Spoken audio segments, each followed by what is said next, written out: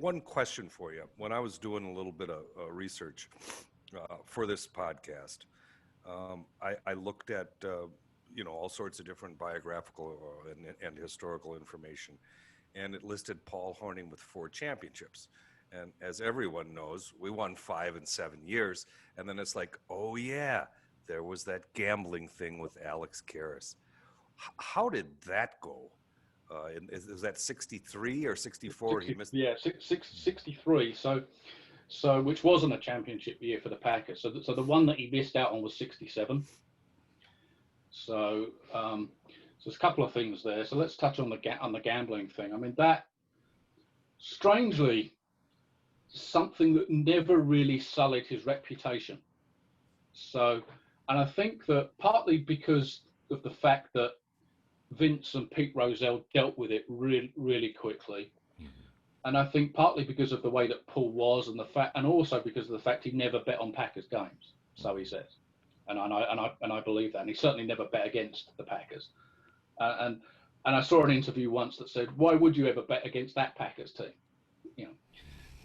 So I think Paul and Alex Karras both came back from that gambling suspension in 63, and I think that, like I say, I think the way that Pete Rozelle and Vince Lombardi dealt with it, rather than letting it drag on, which is what would probably happen today. We'd have months and months of an investigation. All kinds of stuff would come out in the media, in the press, social media, and it was a different era as well. Yeah.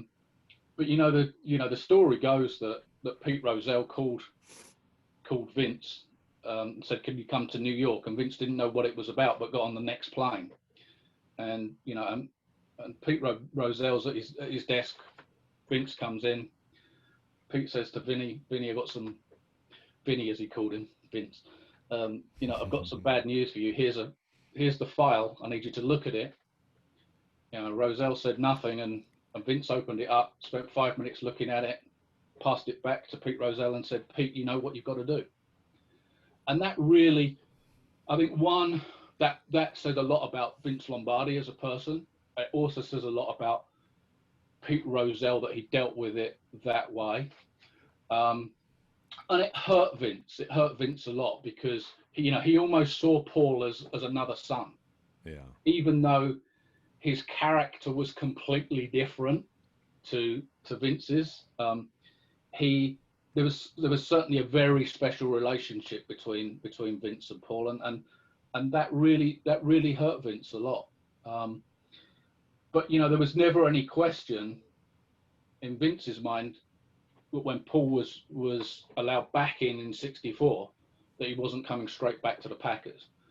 There was talk that the Packers would try and move him on, get rid of him, not have him back. I don't think there was ever any question in Vince's mind that Paul would be back.